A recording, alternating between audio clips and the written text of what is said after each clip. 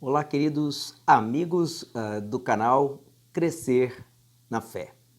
Mais uma vez nós estamos aqui para juntos meditarmos sobre a Palavra de Deus, não é? Estamos falando sobre os livros escritos e que compõem as Sagradas Escrituras. Agora, aqueles que fazem parte do que chamamos Novo Testamento ou Segundo Testamento, tá certo? E você que já nos acompanha nos nossos vídeos, nossos encontros aqui, nós convidamos você a curtir os nossos vídeos, deixar aí o seu comentário, compartilhar os nossos vídeos e assim você também ajuda a Palavra de Deus a chegar cada vez mais ao coração de muitas e muitas pessoas. Então hoje nós convidamos que você participe conosco e ajude cada vez mais o canal Crescer na Fé a atingir mais e mais pessoas. E também, se você não for inscrito, se inscreva. Se você gostar dos nossos conteúdos, você passa a ser também um participante ativo dos nossos encontros. E assim vamos juntos hoje falando do Evangelho de São Mateus, Crescer na Fé.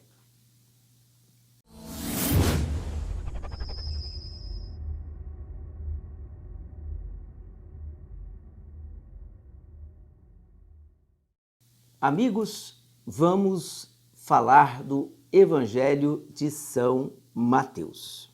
Um evangelho importante, um evangelho que vem trazer muito conteúdo dentro deste cenário aí dos escritos bíblicos e que muito tem para também nos fazer aproximar cada vez mais das fontes do cristianismo, de Jesus Cristo, e assim também conhecendo melhor, nós podemos caminhar melhor e com certeza fortalecer aí a nossa fé. E para tanto nós convidamos você, antes de mais nada, a rezarmos juntos para que essa palavra possa encontrar no nosso coração espaço, possa encontrar liberdade, para que ela possa produzir aí o seu fruto, tá certo? Então juntos nós vamos pedir a graça e o auxílio do Espírito Santo para mais este nosso encontro. Rezemos juntos em nome do Pai, do Filho e do Espírito Santo. Amém. Vinde, Espírito Santo, e enchei os corações dos vossos fiéis e acendei neles o fogo do vosso amor. Enviai o vosso Espírito e tudo será criado e renovareis a face da terra. Oremos. Deus, que instruístes os corações dos vossos fiéis com a luz do Espírito Santo, fazei que apreciemos retamente todas as coisas, segundo o mesmo Espírito, e gozemos sempre da sua consolação. Por Cristo Senhor nosso. Amém. Então, queridos amigos, falando agora sobre o Evangelho de São Mateus, um evangelho muito importante, porque o Evangelho de São Mateus, de certa forma, ele está na origem dos escritos dos outros evangelhos. Você que nos acompanha aqui no canal Crescer na Fé sabe que os evangelhos, eles são 4, né? Os canônicos, ou seja, aqueles que foram considerados inspirados, portanto, fazendo parte das Sagradas Escrituras ou da Bíblia Sagrada. E o Evangelho de São Mateus, ele faz parte dos chamados sinóticos, ou seja, o evangelho semelhante a Mateus e, aliás, semelhantes a Marcos e Lucas. Então, Mateus, Marcos e Lucas são chamados evangelhos sinóticos. E João é um evangelho à parte disso, porque sua redação, sua composição, não que ele fale de outros assuntos, mas a sua abordagem é um pouco diferente desses 3 evangelhos, que tratam mais ou menos com a mesma estrutura os assuntos que lhes são comuns. Por exemplo, a narrativa de sinais, milagres e assim por diante, algumas parábolas, não é? Que nós vamos encontrar nesses 3 evangelhos. Evidentemente, cada um deles vai ter a sua peculiaridade, não é mesmo? Mas, enfim, eles podem ser colocados de uma certa maneira numa comparação a respeito de suas redações. por isso são chamados sinóticos. Mas o que o Evangelho de Mateus também nos traz como novidade? Assim como Marcos e Lucas, ele bebeu de uma famosa fonte chamada a fonte Q. O que, na verdade, é porque a fonte em alemão ele começaria com essa letra e porque essa escola então descobre ou considera esta fonte, ela foi assim denominada. Ou seja, é uma fonte que, na verdade, ela deu um embasamento, vamos dizer assim, para os três evangelhos, ou pelo menos os três evangelhos foram escritos levando esta fonte em consideração. Evidentemente não é uma reprodução desta fonte, mas ela serviu também como inspiração, como conteúdo para o escrito de Mateus, Marcos e Lucas.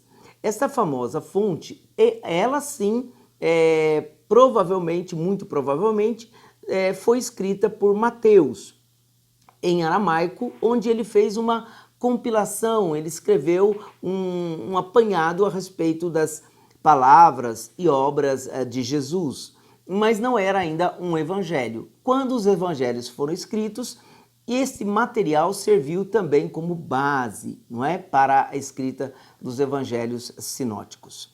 Agora, o Evangelho de São Mateus, quando foi escrito, lá entre o ano 70 e 80 mais ou menos, não é, da era cristã, ele vem fazer uma reafirmação, evidentemente, da fé, e ele escreve para uma comunidade também destinada a ouvir esta boa notícia, essa boa nova.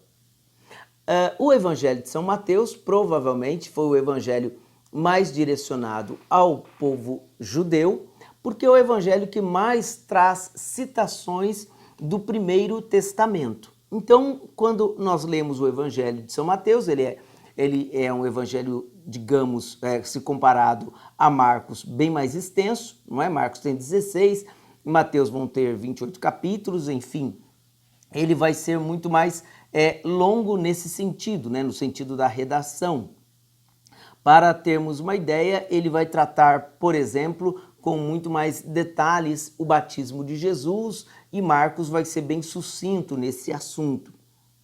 Tudo isso nos leva a crer que este evangelho foi escrito com a intenção quase que catequética de demonstrar, de apresentar Jesus como o real cumpridor das antigas promessas. Por isso ele dá muita atenção aos fatos, aos detalhes, né? Vamos dizer assim, na sua narrativa. E assim, consequentemente, se torna um evangelho também um pouco mais extenso na sua redação. Então, quando nós olhamos para o Evangelho de São Mateus, que provavelmente este evangelho tenha sido escrito pela comunidade então primitiva cristã neste momento, né? Ou seja, uma comunidade que seguiu o apóstolo, que teve o apóstolo como o seu grande referencial, nos traz, por exemplo, uma característica muito interessante. Neste caso, ele vai ser bastante parecido com Lucas, não é? Ele traz em si a chamada genealogia. Então veja, quando você abre o Evangelho de São Mateus, a primeira coisa com a qual nos deparamos é exatamente a genealogia. E por que a genealogia? Porque Mateus, se está escrevendo para judeu, ele adota exatamente um critério pelo qual este povo primava, ou seja, qual é a origem desta pessoa da qual se fala? Portanto, a genealogia vem responder a isso. De onde ele vem? Então, Mateus vai traçar esse nascimento de Jesus, essa genealogia de Jesus, unindo-o principalmente a Abraão e Davi. Veja comigo, olha só. No primeiro versículo deste evangelho diz assim: livro da origem de Jesus Cristo, filho de Davi, filho de Abraão. Então, só nisso nós percebemos essa conotação bem judaica do Evangelho de São Mateus, porque, afinal de contas, Abraão é a figura de primeiro plano para aqueles que se sentem herdeiros da aliança, somos filhos de Abraão, não é? É o pai de toda a nossa nação, não é? O nosso grande patriarca. E depois, Davi, o grande rei, sob qual repousava a promessa de que um descendente dele herdaria o trono de Israel e ele seria então o Messias. Então veja, aqui Mateus já dá a intenção da sua obra. Ele quer apresentar Jesus Cristo como filho de Davi e filho de Abraão. Então ele diz que a origem de Jesus está unida à herança de Israel, à raiz de Israel. E essas duas pessoas, ou esses dois personagens fundamentais, aparecem logo de início. E aí, então, você vai poder dar uma olhada na genealogia, ele vai trazer isso. Outro aspecto presente na genealogia que nós podemos perceber é que durante a narrativa irão aparecer várias personagens, inclusive várias mulheres, na genealogia de Mateus. Mas olha como ele conclui a sua genealogia. Ele diz assim no versículo 17. Portanto, o total das gerações é de Abraão até Davi, 14 gerações. De Davi até o exílio da Babilônia, 14 gerações. Do exílio da Babilônia até Cristo, 14 gerações. Não é por acaso que Mateus nos apresenta a genealogia marcando esse cômputo temporal desta maneira. Ou seja, se pegarmos desde Abraão, não é, o chamado de Deus, o patriarca, até Jesus Cristo, ou seja, ele está dizendo que essa história sagrada, passada por todo este período, ela desemboca exatamente em quem? Em Jesus Cristo. E por que ele também nos apresenta esta conotação, essa contagem sedimentada ou radicada no número 14? Porque no começo ele já dizia, ele é filho de Abraão e ele é filho de Davi. Ser filho de Abraão era um pré-requisito para todo o povo da herança.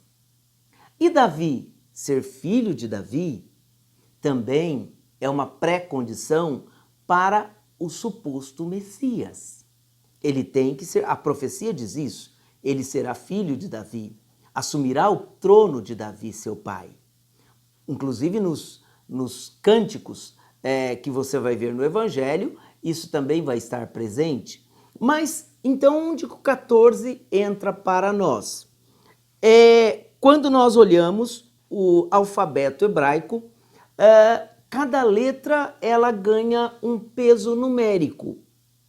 Então, se nós pegarmos os pesos numéricos da palavra Davi e somarmos, este número, essa soma, dará 14. Por isso que Mateus está querendo dizer indiretamente que o tempo davídico vai se completando ao longo da história. Então, de Abraão até Davi, 14. De Davi até o exílio da Babilônia, 14. Do exílio da Babilônia até Cristo, 14. Significa dizer que Cristo está exatamente no tempo davídico. Portanto, ele veio ocupar exatamente este lugar onde Deus marcou o tempo que o Messias viria. Portanto, veja, o que ele está querendo dizer? Que Jesus, mais uma vez, ele está ligado diretamente ao rei Davi. Então, para dizer, não seria ele exatamente o Messias esperado? Então, veja, o Evangelho ele tem essa intenção. Então, nós podemos já dizer que um pouco da teologia de Mateus, ou do Evangelho de Mateus, é demonstrar. E a quem interessa isso? Principalmente ao povo judeu, que traz consigo este valor hereditário, vamos dizer assim, né? Histórico, de saber que os dois grandes personagens da sua história, evidentemente, Abraão e Davi, além, é claro, de Moisés, não é? Que nós vemos também muito presente no Evangelho de São Mateus. Então, o Evangelho de São Mateus, ele também vai se desenvolvendo, você vai poder perceber que essa narrativa da infância de Jesus vai nos apresentando a sua história. E um detalhe interessante é que o Evangelho de Mateus também, embora escrito para o judeu, ele é aberto à universalidade. E por que isso?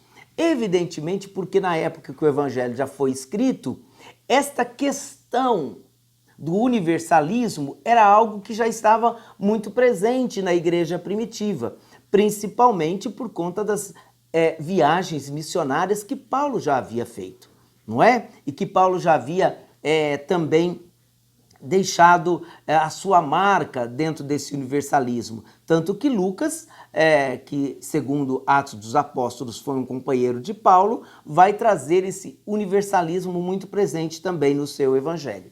Agora, onde é que nós verificamos isso também presente no Evangelho de São Mateus? Ainda no capítulo 2, naquele episódio famoso da visita dos Reis Magos.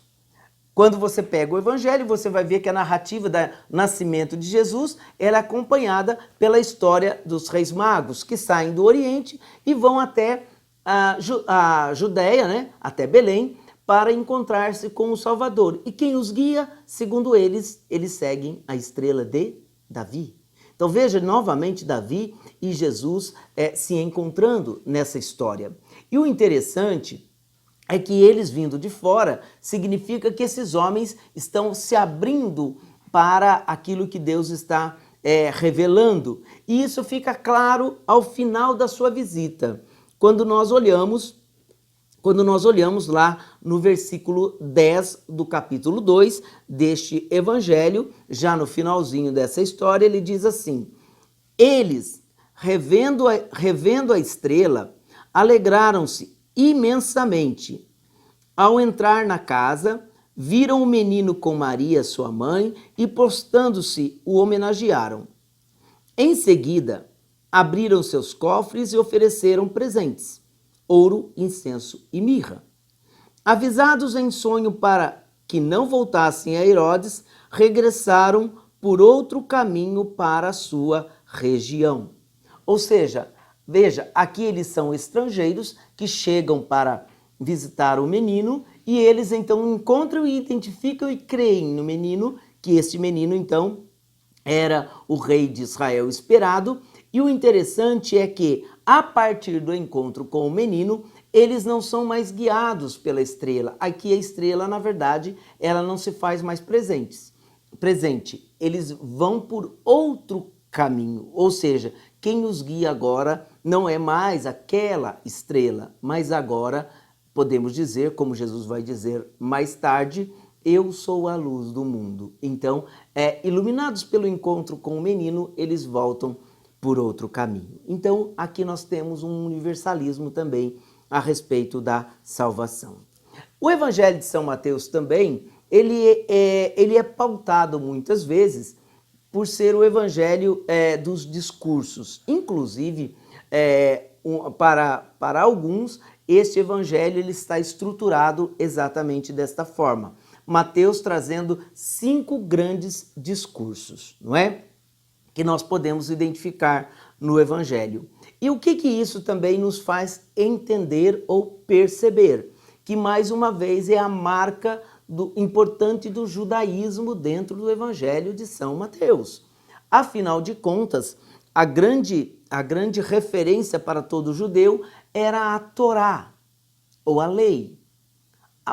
E no que consiste a Torá, ou a lei? Nos 5 primeiros livros da Bíblia: Gênesis, Êxodo, Levítico, Números, Deuteronômio, os chamados a lei de Moisés, ou os livros de Moisés. E Mateus, então, traz também para dentro do seu evangelho 5 grandes discursos. O primeiro dele, que nós encontramos na segunda parte do evangelho, talvez O mais conhecido, ou pelo menos o mais citado do Evangelho de São Mateus, é o famoso Sermão do Monte. A ponto de um grande personagem contemporâneo, um pouco contemporâneo pelo menos, dizer a respeito dele, o famoso líder Mahatma Gandhi, quando se deparou com esse texto, ele chegou a dizer, teria então dito que se queimássemos todos os livros do mundo, mas preservássemos o Sermão da Montanha, teríamos ali tudo o que precisaríamos para viver. Veja a densidade que esse sermão tem dentro da literatura e, obviamente, dentro da nossa fé. Então, o famoso Sermão do Monte. E é interessante porque, veja, o Sermão do Monte, ele está presente tanto no Evangelho de São Mateus como no Evangelho de São Lucas. Porém, o Evangelho de São Mateus diz exatamente assim para nós, no capítulo 5. Vendo ele as multidões, subiu a montanha. Ao sentar-se, aproximou dele os discípulos e pôs-se a falar e os ensinava, dizendo. Aí ele narra o sermão. Veja, este movimento de Jesus subir a montanha, sentar-se e começar a ensinar, na verdade nos remete ao grande profeta Moisés. Moisés que sobe um monte e lá do monte ele traz a lei para o seu povo. Aqui Jesus estaria trazendo a lei a partir da sua reinterpretação. Ele dá aos seus discípulos, evidentemente, esse grande sermão. Então seria Moisés, portanto, seria uma pré-figura do próprio Cristo, tá certo? E Mateus faz questão de dizer isso, ele subiu a montanha. Lucas, como não tem essa pretensão, ele diz que esse discurso de Jesus se deu na planície. Veja, por isso que nós podemos dizer que esses evangelhos, eles são parecidos, eles são sinóticos, mas cada um traz a sua marca personalizada em relação a isso, não é? Então, e ele vai então finalizando dizendo, ouviste o que foi dito aos antigos, não matarás, aquele que matar terá de responder ao tribunal. Eu, porém, vos digo, todo o que se encolerizar contra o seu irmão terá que responder no tribunal. Aquele que chamar seu irmão de cretino também, ou seja, veja, ele pega a lei antiga e, ele, na verdade, ele faz a sua interpretação.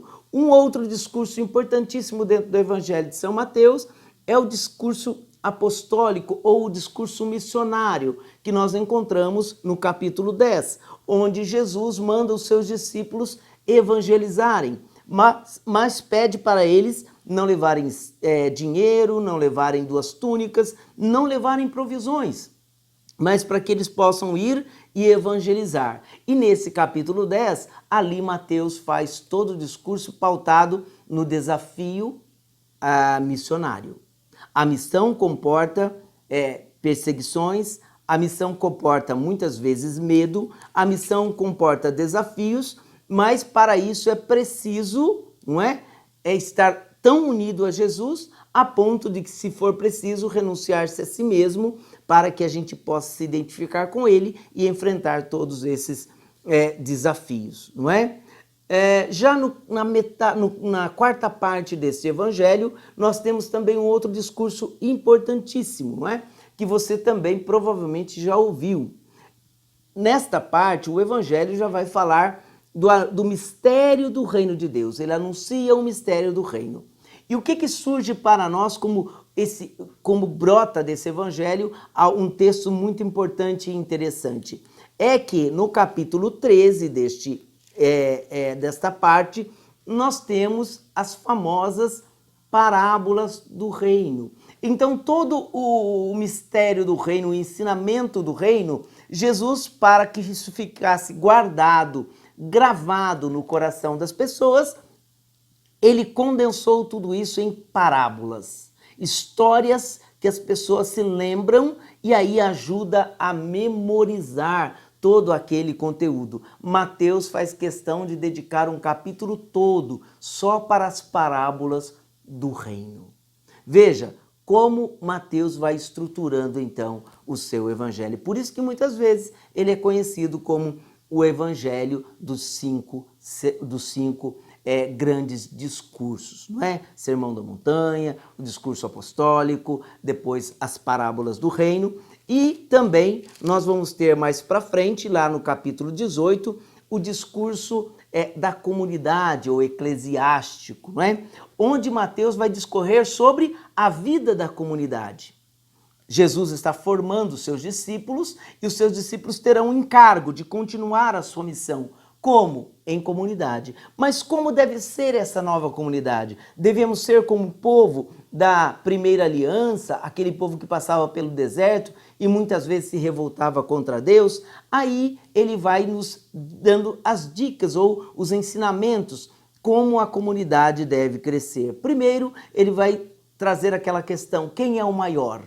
Então, nessa comunidade não pode existir isso, né? Vai falar dos escândalos, vai falar da preocupação daquele que se perde, vai falar da correção fraterna, vai falar da oração em comum, vai falar do perdão das ofensas, vai falar daquela necessária caridade que temos que ter uns com os outros. Veja, são elementos importantíssimos para uma vida em comunidade. Por fim, em termos de discurso, nós teremos lá no capítulo 24 o famoso discurso escatológico. Ou seja, nós vamos ter o discurso sobre o fim dos tempos, onde nós temos que nos preparar para as tribulações, para a vinda do Filho do Homem e para o princípio das dores. E nós também teremos ali a questão da vigilância, da parábola das 10 virgens, da parábola dos talentos, não é? Da parábola do mordomo, da parábola da figueira, para mostrar a importância da vigilância no advento do Filho de Deus. Ou seja, muito mais ainda da sua segunda vinda, da vinda definitiva. E nós vamos perceber que, fechando tudo isso, o que vai ser interessante dentro desse discurso escatológico, termos consciência do juízo, onde Deus vai nos julgar através das nossas ações. Tive fome, me deste de comer, tive sede, me deste de beber, estava nu e você me vestiu. Quando é que percebemos isso? O Senhor vai indagar alguns, ele então vai dizer: quando você fez isso para o menor dos meus, foi para mim que você fez. E isso tem tudo a ver com a consciência do povo de Israel. Porque uma das coisas importantíssimas é que esse povo aprendesse a ser solidário. Por quê? Porque esse povo sentiu na pele o que é ser estrangeiro, o que é ser escravizado, o que é passar fome, o que é passar necessidade. Portanto, esse povo precisa transformar a sua fé em ações. A fé que opera pela caridade. E esse vai ser o critério do juízo final, importantíssimo no Evangelho de São Mateus. E como não poderia deixar de ser, ele vai terminar falando a respeito da paixão e ressurreição de nosso Senhor Jesus Cristo. E vai falar também dessa necessária ceia pascal, do banquete onde todos nós vivemos e convivemos com aquele que veio no tempo oportuno, na cadência do tempo davídico, para ocupar o lugar daquele o qual nós esperávamos, ou seja, o enviado, o Messias de Deus, que vai nos trazer a verdadeira vida, vai nos trazer a verdadeira lei que nos liberta e nos leva a viver a dinâmica, as relações verdadeiras do reino de Deus. E assim nós esperamos que você possa mergulhar no Evangelho de São Mateus, tão rico e tão denso, e descobrir nele, principalmente, as raízes da nossa fé. Então, bons estudos, boa oração com o texto e até o nosso próximo vídeo, se Deus quiser.